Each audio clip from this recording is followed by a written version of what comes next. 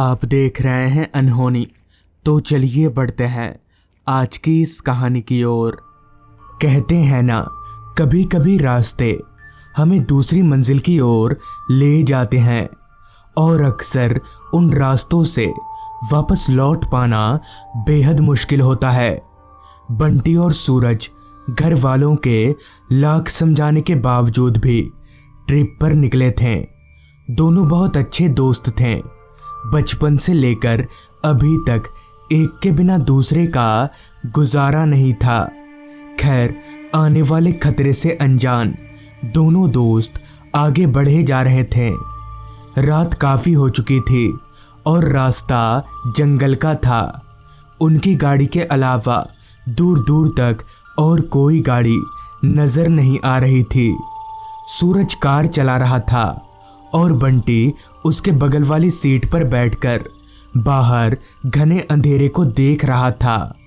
तभी खिड़की से बाहर देखते हुए बंटी सूरज से बोला, कितना डरावना जंगल है यार, कार थोड़ा स्पीड में चला। इस पर सूरज बोला, डर क्यों रहा है तू? मैं हूं ना, कुछ नहीं होने दूंगा तुझे।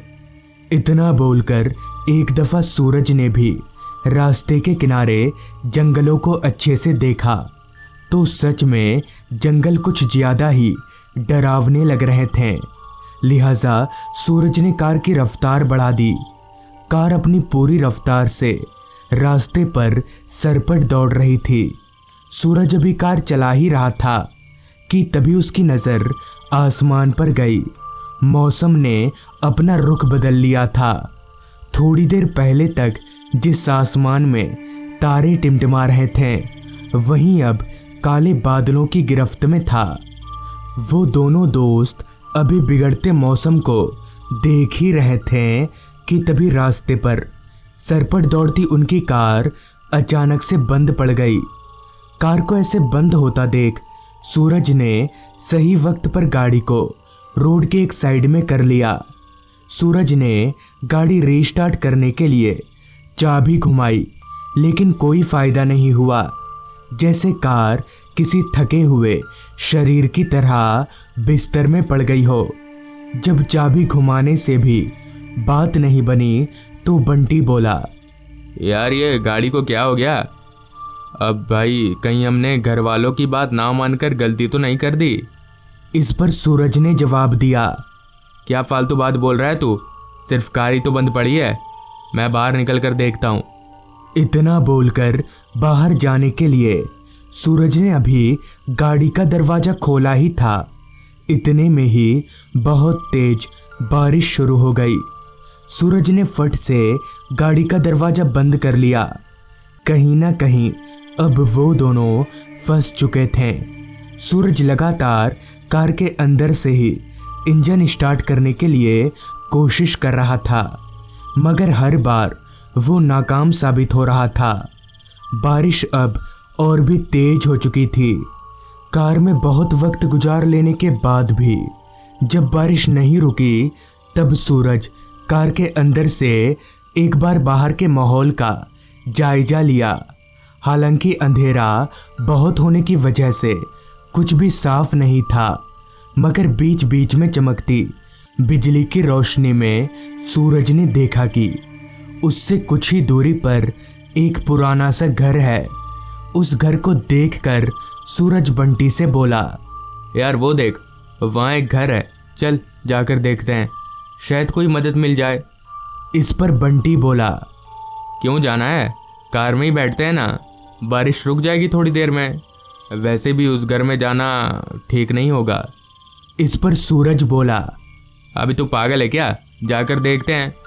आखिरकार सूरज की जिद के आगे बंटी को झुकना ही पड़ा और वो दोनों कार से नीचे उतरकर भीगते भीगते उस पुराने से खंडर हो चुके घर की ओर दौड़ने लगे। उस घर के दरवाजे पर पहुंचकर बंटी ने दरवाज़ा पीटा, मगर ये क्या, बंटी के हाथ मारने से दरवाज़ा अपने आप ही खुल गया। शायद पहले से ही खुला हुआ होगा। ये सोचकर वो दोनों घर के अंदर दाखिल हो गए। सूरज ने एक दो बार आवाज़ें भी लगाई, मगर उसकी आवाज़ के बदले ना कोई जवाब आया और ना ही कोई आदमी। तभी बंटी बोला, भाई लग रहा है यहाँ कोई नहीं रहता। जिस पर सूरज ने अपनी नज़रें दौड़ाकर उस घर को चारों तरफ से देखते हुए बंटी से कहा, लग तो ऐसा ही रहा है। चलो अच्छा है, आज रात यहीं रुकते हैं हम लोग। वैसे भी कार स्टार्ट नहीं हो रही और बारिश भी बहुत तेज है। हालांकि बंटी को इस घर में रुकने का ज़रा भी मन नहीं था, मगर दूसरा कोई चारा भी नहीं था। लिहाजा सबसे पहले उन दोनों ने एक कमरा ढूंढा और थोड़ा बहुत अपना कपड़ा सुखाने के बाद दोनों बिस्तर पर लेट गए। बारिश एक ही धुन में बरसे जा रही थी। वैसे तो कमरे में घना अंधेरा छाया हुआ था, मगर एक खिड़की खुली होने की वजह से बिजली चमकने की रोशनी बीच बीच में अंदर आ रही थी। सूरज सोने की बहुत कोशिश कर रहा था, मगर सो नहीं पा रहा था। पता नहीं क्यों बार बार सूरज को कुछ अजीब सा महसूस हो रहा था, जैसे उन दोनों के अलावा वहाँ कोई ना होकर भी है। और लाख कोशिशों के बावजूद भी जब सूरज की आंख नहीं लगी, तब वो बिस्तर पर से उठकर बैठा। उसने अपनी फ़ोन की फ्लैशलाइट जलाई तो बंटी सो चुका था। सूरज पलंग पर से नीचे उतरा और खिड़की के पास जाकर बाहर देखने लगा। चारों तरफ सिर्फ घना जंगल था। सूरज की कार बारिश में भीग रही थी। खिड़की पर खड़े खड़े सूरज अभी बाहर देख ही रहा था कि तभी उसके कानों में एक जोरदार आवाज़ ने दस्तक दिया, जैसे कोई किसी लकड़ी की चीज पर चोट कर रहा हो। आवाज़ सुनकर सूरज एकदम से चौंक गया, मगर ये देखना भी ज़रूरी था कि आखिर वो आवाज़ किस चीज़ की है। लिहाजा सूरज ने अपने फ़ोन की फ्लैशलाइट को आगे किया और अपने कमरे से बाहर निकलकर उस खटपट की आवाज़ का पीछा करने लगा। फिलहाल सूरज दूसरी मंजिल के गलियारे में था और वो आवाज़ भी शायद दूसरी मंजिल से ही आ रही थी। किसी कमरे में से आवाज़ का पीछा करते करते सूरज जब एक कमरे के पास पहुंचा तो वो आवाज़ और ज़्यादा तेज हो गई। सूरज समझ गया कि आवाज़ इसी कमरे में से आ रही है। वो झट से उस कमरे में घुस गया, मगर वो जैसे ही उस कमरे में दाखिल हुआ कि वो आवाज़ अचानक ही बंद हो गई। सूरज को बड़ा अजीब लगा।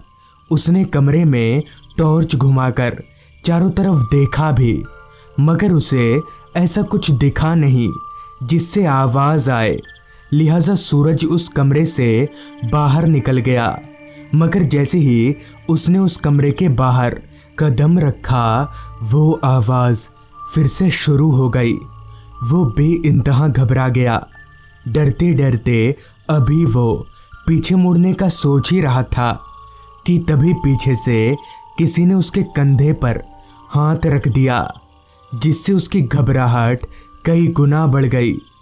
उसकी इतनी भी हिम्मत नहीं हो रही थी कि वो पीछे पलटकर देख सके, मगर तभी पीछे से एक आवाज़ आई, सूरज क्या हुआ, तू यहाँ क्यों आ गया?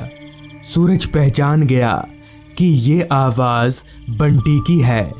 उसने पीछे मुड़कर देखा तो पीछे बंटी खड़ा था।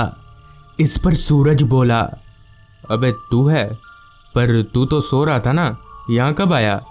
इस पर बंटी बोला, अभी मेरी आँख खुली तो तू बिस्तर पर नहीं था, इसलिए मैं यहाँ आ गया। वो सब छोड़, बहुत नींद आ रही है, चल सो जाते हैं। जिसके बाद वो दोनों दोस्त गलियारे से होकर अपने कमरे की ओर बढ़ने लगे।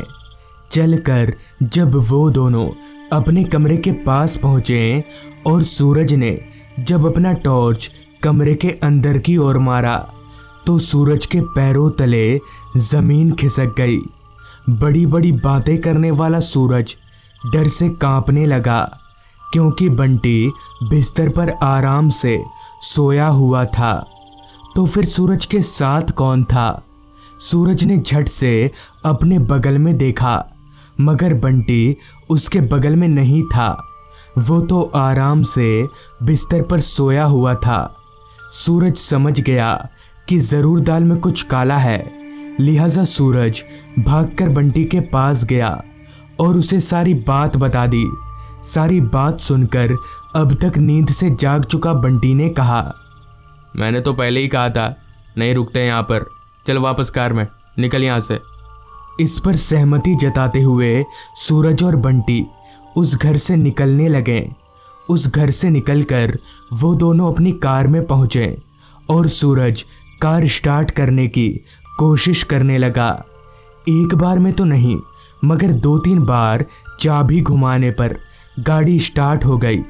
मगर ये क्या, स्टार्ट होने के बाद जहां गाड़ी को आगे बढ़ना चाहिए वहीं गाड़ी आगे ना बढ़ के उस घर की ओर बढ़ने लगी, जो कि काफ़ी अजीब बात थी। मगर जैसे तैसे सूरज ने गाड़ी को अपने कंट्रोल में लिया और वो दोनों वहाँ से भाग निकले। तो दोस्तों, ये थी आज की कहानी। अगर आपको ये कहानी ज़रा भी अच्छी लगी हो तो चैनल को ज़रूर सब्सक्राइब कर लें। तो मैं आपका दोस्त आर्यन जल्द ही मिलूँगा आपसे ऐसी ही एक कहानी के साथ।